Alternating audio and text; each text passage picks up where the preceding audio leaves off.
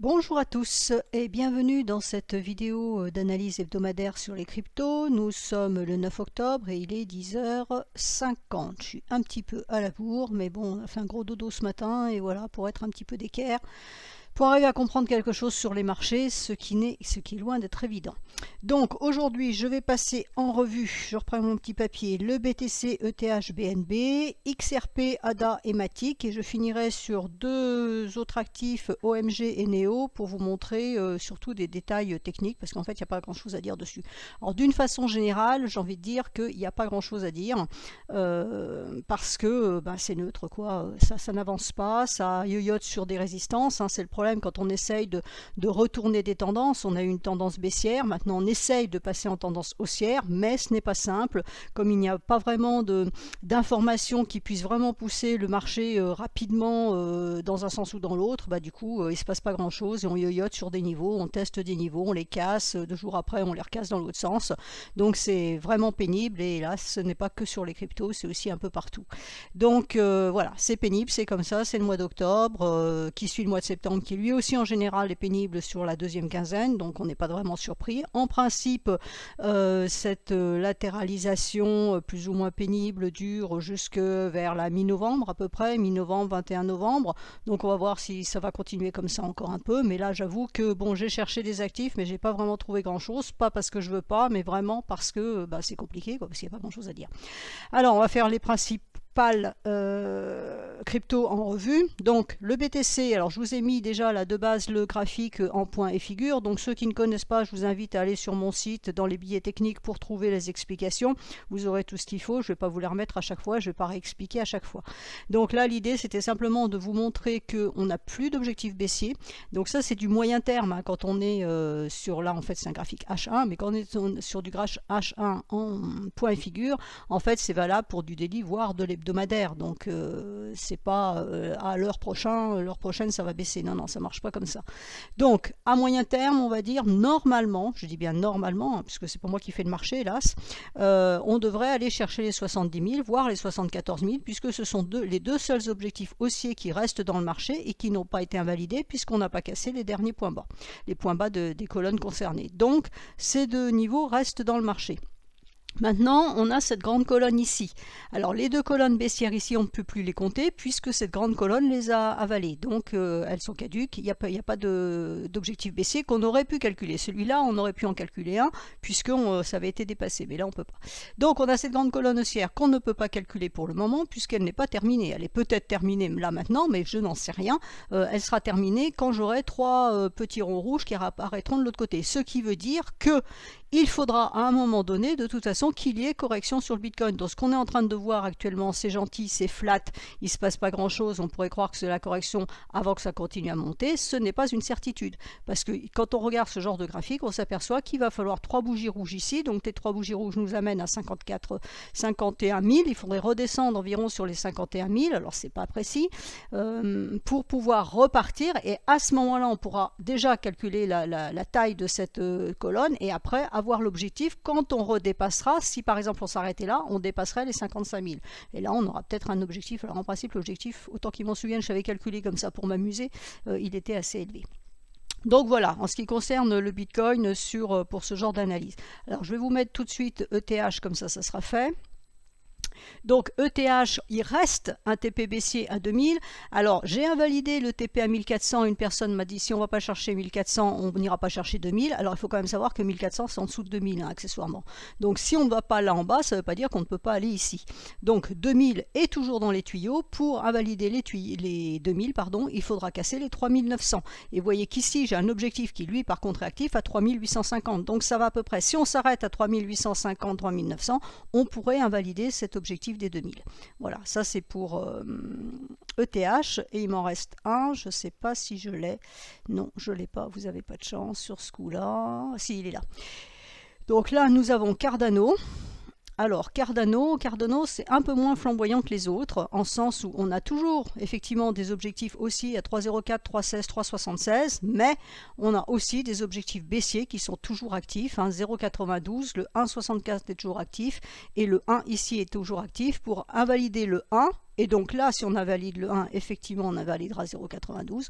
Pour invalider le 1, il faut dépasser les 2,52. Donc tant qu'on est en dessous de 2,52, grosso modo, tous ces TP sont toujours actifs. Ça ne veut pas dire qu'on va forcément aller les chercher, ça veut dire qu'ils sont actifs. Voilà. Donc maintenant, passons sur les graphiques normaux. Donc en hebdomadaire, le BTC nous donne un signal intéressant.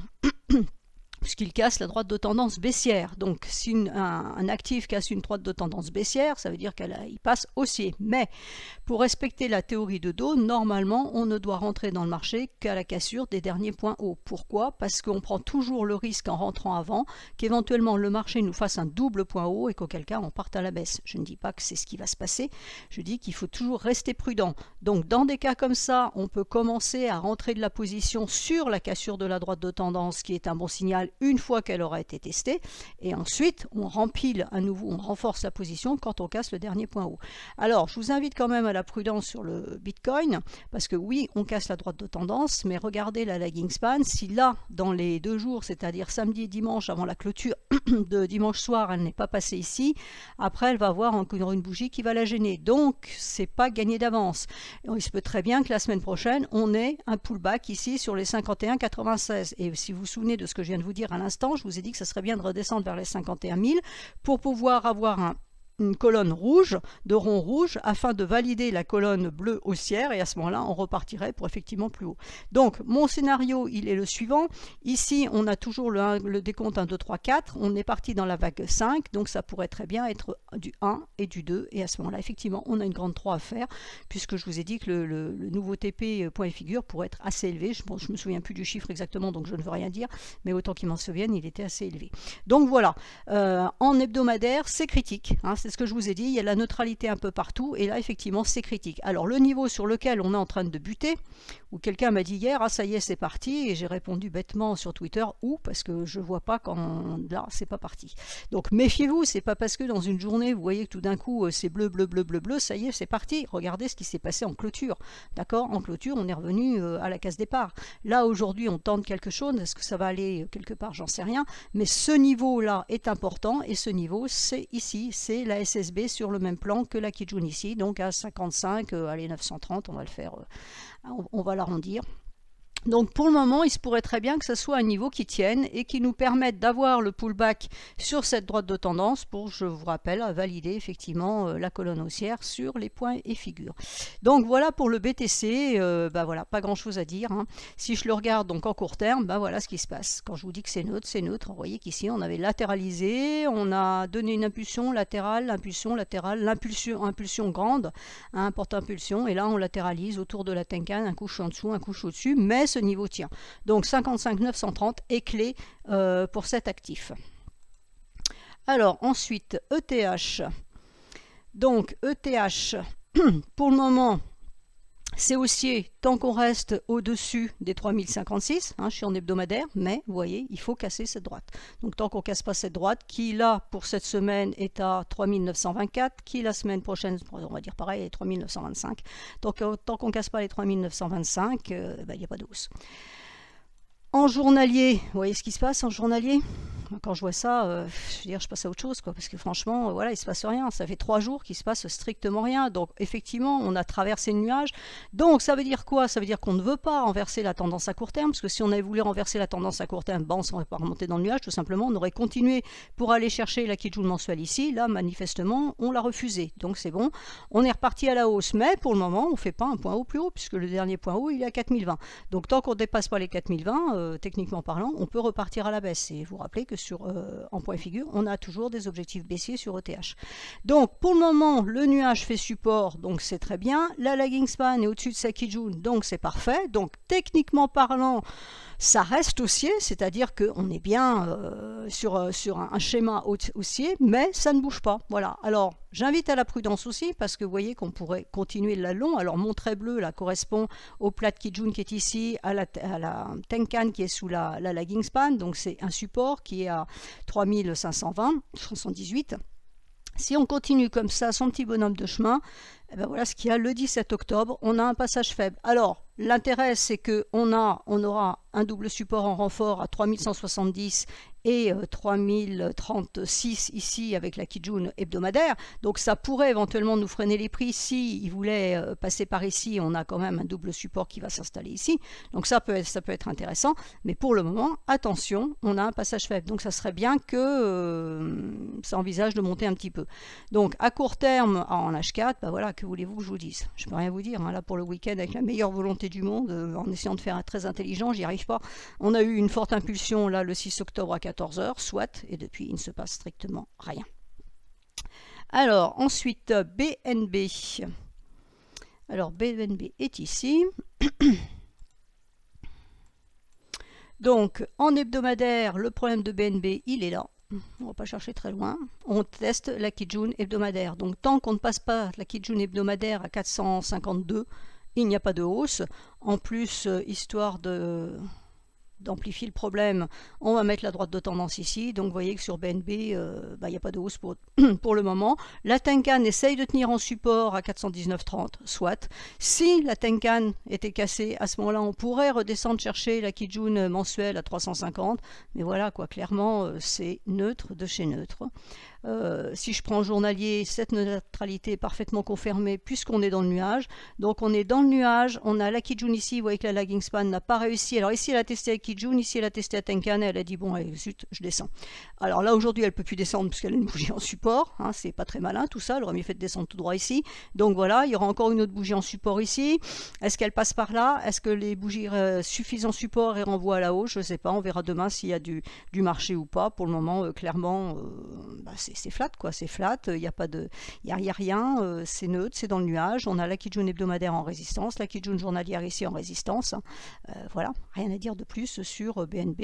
Et si je le regarde en H4, je pense pas qu'on ait une information beaucoup plus intéressante. Voilà, en H4, la lagging passe sous ses prix, donc ça c'est pas très positif, mais enfin c'est du court terme. On a le nuage en support et la Kijun H4 en résistance. Voilà, tout est dit, rien d'autre à dire. Alors, XRP.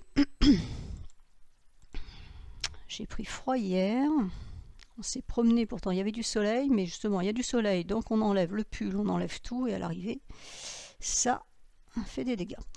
Alors, XRP, c'est extrêmement neutre. Alors, je vous en parle parce qu'on me le demande souvent. Donc, voilà. Nous avons la Kijun mensuelle ici à 1,044 qui a... voilà, vous voyez que ça a été travaillé. On l'a cassé cette semaine, mais franchement, c'est histoire d'eux parce que j'ai agrandi quand même pour qu'on voit. On est toujours dessus. On a là en résistance la SSB à 1,0759. Donc, vous voyez qu'on a un support ici et une résistance ici et qu'on est pile coincé entre les deux. On a la Tenkan ici. Donc clairement sur XRP, il n'y a rien à faire. Alors la seule chose qu'on peut espérer, c'est que cette Kijun mensuelle tienne et qu'on renvoie les prix à la hausse et auquel cas il faudra casser les 1,2366 pour envisager quelque chose. Alors là je vais la mettre au plus court celle-là. Et puis on cassera la droite de tendance ici. A contrario, si on renfonce à nouveau en fin de semaine cette Kijun mensuelle, vous voyez qu'après il n'y a plus rien. Donc de facto, la semaine prochaine, on est issu parce que de toute façon, la bougie prochaine, elle va qu'elle ouvre ici ou qu'elle ouvre ici. Alors, si elle ouvrait au-dessus du nuage, ça serait une bonne chose, mais le nuage est fin, donc le danger reste. Si au contraire, on est en dessous, alors là, on va se payer une SSB en plus. Disons que la SSB va rester en résistance au-dessus. Et si je regarde du côté de la lagging span, alors forcément, elle passe cette grande bougie parce que comme elle latéralise, elle passe à travers. Mais vous voyez qu'elle a aussi la Kijun mensuelle qui est ici, elle a sa Tenkan ici et la Kijun hebdomadaire à ce niveau-là. Donc clairement, c'est neutre de chez neutre. Je ne peux pas dire autrement. Et alors, si je vous le mets en journalier, vous voyez qu'au journalier, il n'y a rien à dire. On est dans le nuage, on travaille la Kijun mensuelle. Ça, question de la travailler, on la travaille. Ici, le 6 octobre, on a fait le grand écart entre le bas du nuage et le haut du nuage. Ok, donc ça c'est testé, c'est bon, acté. Et la lagging span passe elle joue dans les prix, voilà, au-dessus de la Kijun mensuelle. Donc la Kijun journalière qui est ici, bon, elle va même pas la chercher. Enfin, elle y est allée avec cette bougie-là, mais sinon elle n'y va pas. Donc voilà, clairement, c'est neutre de chez neutre. Il n'y a vraiment rien à dire sur XRP, rien à dire, rien à faire. Et alors, quand on se met en H4, là, c'est carrément catastrophique de chez catastrophique, donc on passe. Alors, ensuite, ADA. ADA en hebdomadaire. Alors, attendez, parce que la bougie, on ne va même pas la voir, là. Quand je vous dis que les marchés sont neutres et que c'est ennuyant comme pas possible, j'invente rien. Donc je vais enlever ça parce que ça brouille la vue, déjà qu'on n'y voit rien. Alors ADA, Alors, Ada, elle joue avec le bas de la fourchette, la Tenkan ici qui a tenu 2 fois. On est allé chercher, alors on a traversé ici la Kijun hebdomadaire. Ici, donc la semaine dernière, on l'a testé. Là, on n'y descend pas encore. Pas encore. Ça ne veut pas dire qu'on ne va pas y aller d'ici dimanche. Donc voilà, voilà, c'est neutre. Et quand je vous la mets en journalier, eh bien, on est dans le nuage. Alors, j'écarte, parce qu'il faut quand même qu'on arrive à voir les choses.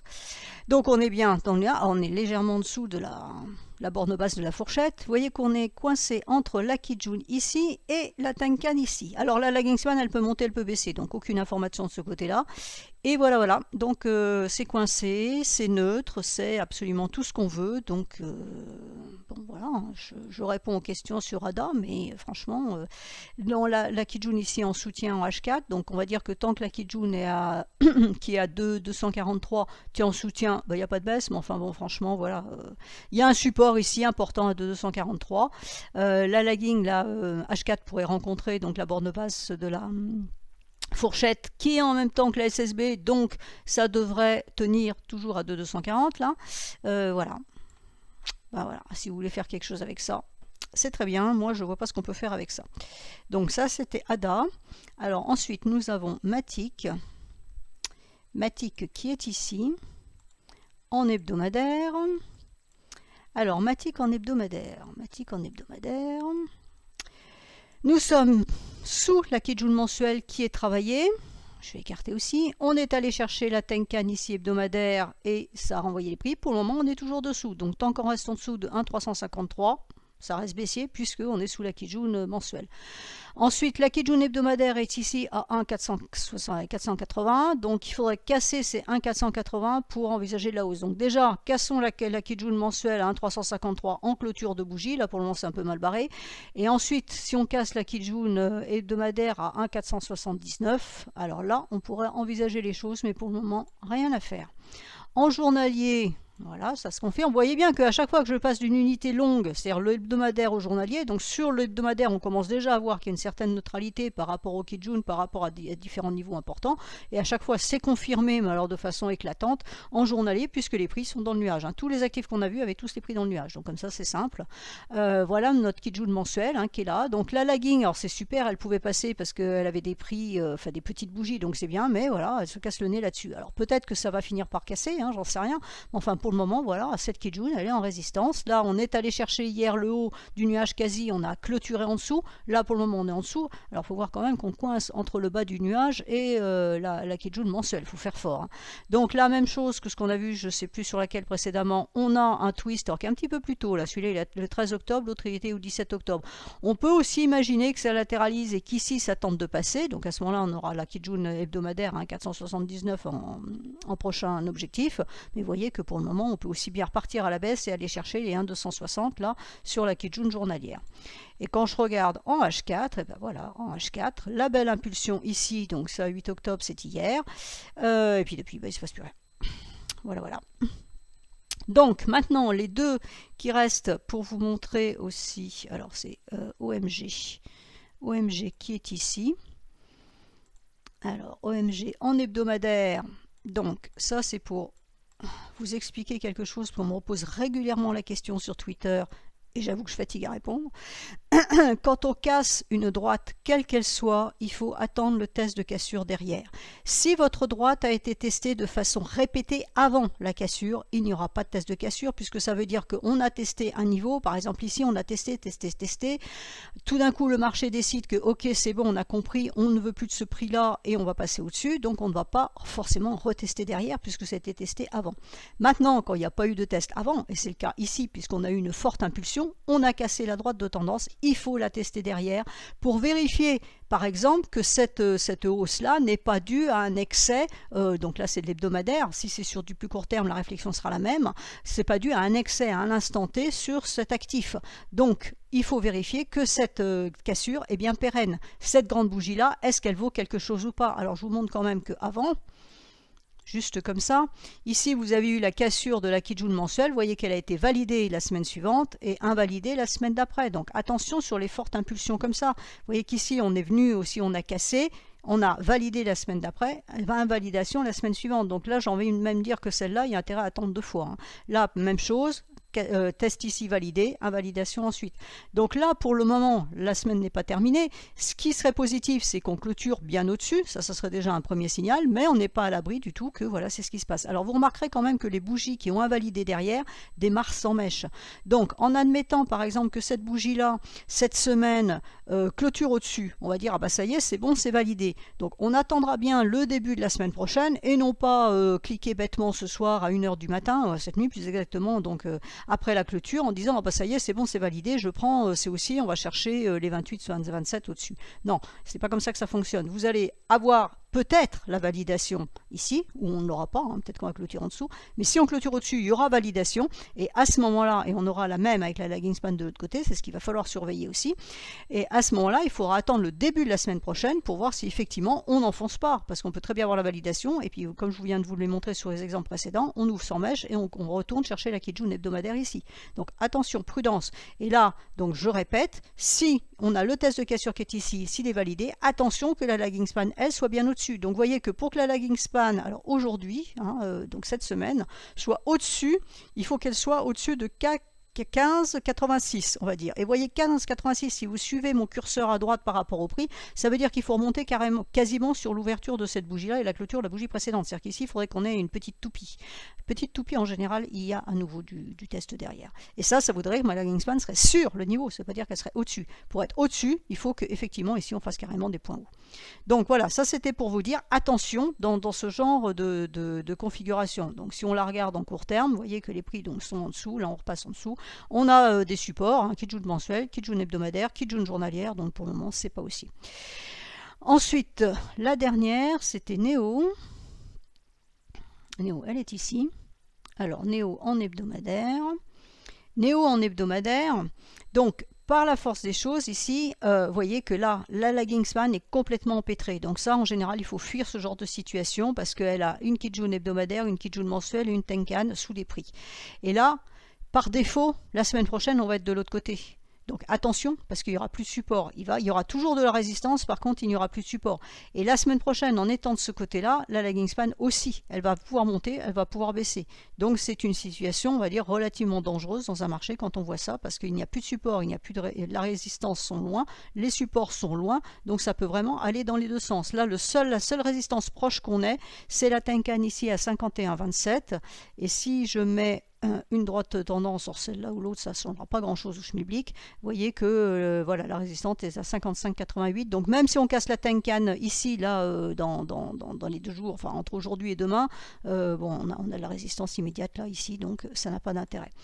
Et quand on le met en journalier, donc là, vous voyez que par exemple ici, on ne peut pas monter. La lagging span, elle est coincée. Vous avez ici les prix qui remontent le long du nuage. Alors là, on a le twist ici qui est le 15 octobre. Donc peut-être que ça pourrait passer par là. Mais vous voyez ce que j'ai tracé au-dessus. Bon, j'aurais peut-être pas dû la tracer, mais enfin, elle y est quand même. Hein. On a la belle droite de tendance qui va nous bloquer le twist. Donc le fait que ça passe, c'est quand même douteux, on va dire. Voilà, donc j'espère que ces informations techniques vous serviront, que ça me permettra d'avoir un peu moins de messages sur Twitter pour me demander le pourquoi du comment. Je n'aime pas faire ça, mais là en l'occurrence je vais le faire parce que j'ai trop de travail, donc voilà. J'ai écrit un livre qui m'a pris 1 an pour l'écrire, donc c'est un gros travail. Dedans j'ai tout mis, donc je vous demande s'il vous plaît, si vous avez des questions techniques, prenez la peine d'aller lire le livre parce que certaines questions qu'on pose, elles sont vraiment de base et tout est écrit. Je veux dire, même hormis mon livre, il y a quelquefois une droite de tendance. Voilà, c'est pas moi qui l'ai inventé, la droite de tendance. Hein.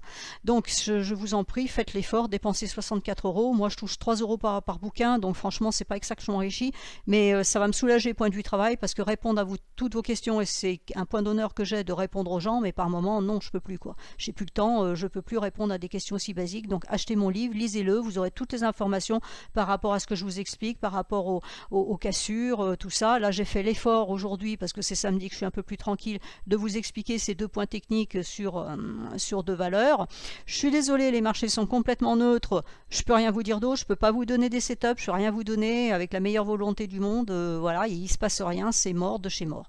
Voilà. En attendant, je vous souhaite quand même un excellent week-end et je vous dis donc à la semaine prochaine. Notez que pour les abonnés, je ferai une vidéo lundi matin, donc après clôture, sur donc les 50 actifs que je suis, zapper un peu tous les actifs pour faire le point. Voilà, je vous souhaite à tous un excellent week-end et vous dis à la semaine prochaine.